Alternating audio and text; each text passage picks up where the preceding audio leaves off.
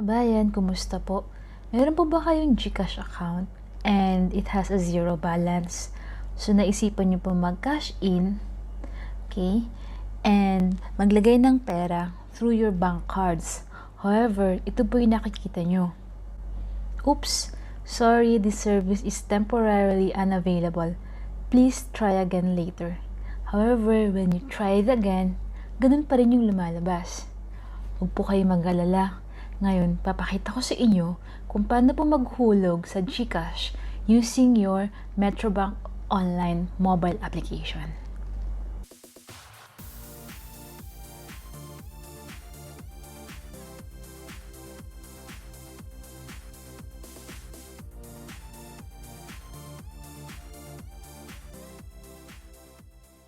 Ayan, so let's start. Open lang po natin yung METROBANK app.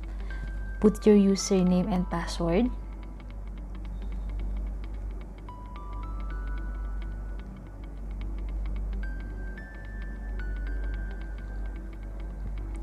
Ayan. So, it's still loading. Wait lang po natin matapos yung loading. OTP generator. So, I will do it later.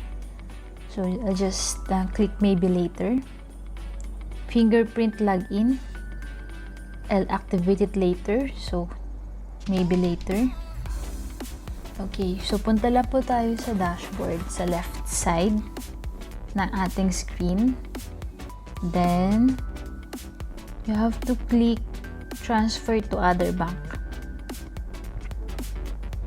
Okay. So, since sa GCash po tayo mag-transfer, we have to click InstaPay. Okay, so wala pa akong record. We have to click one-time transfer. Okay, yung sa bank, select po natin yung GCash. Ayan. Then, account number is your mobile number sa Pilipinas. Yung GCash account number mo.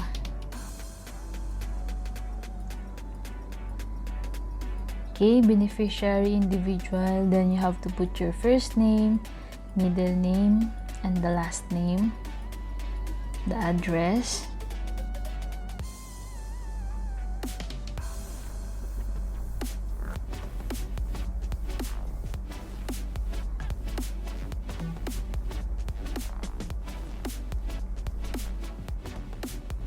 so yung purpose,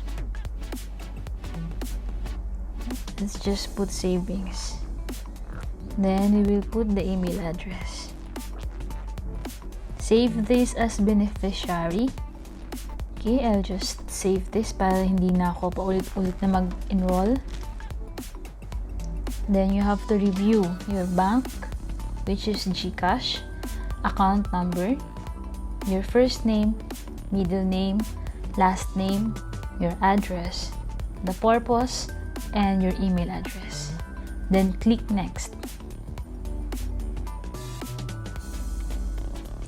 Please select the source account for your fund transfer. So click natin yung account natin sa METROBANK.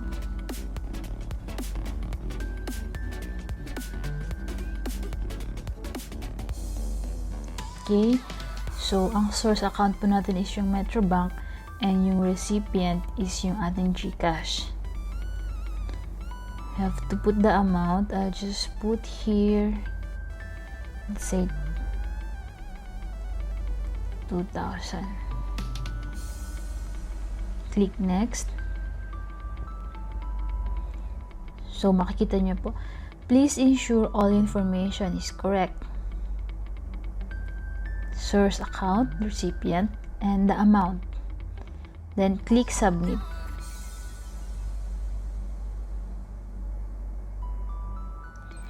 Please enter your OTP sent to your mobile via SMS. So, ayan. Naka-receive na tayo ng OTP.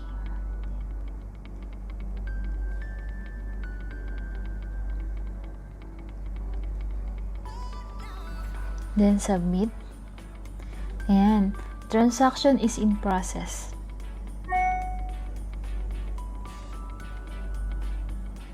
Ayun, pumasok na. See? GCash. You have received 2,000 of GCash from Metropolitan Bank and Trust Company with account ending 3170.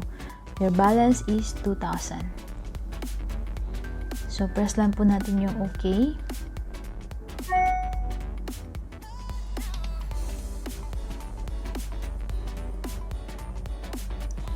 Then, we received a message from METROBANK that your 2,000 InstaPay request from account ending to account ending 6928 was successful. So, ayan. Log out po tayo. Then, check natin yung ating GCash. So, ayun. Pumasok na yung 2,000 pesos sa ating GCash account. So, as we all know, marami ka pong pwedeng paggamitin sa GCash. And I have a tutorial on how to enroll a GCash account if you are working abroad. So, that's it. Thank you for watching.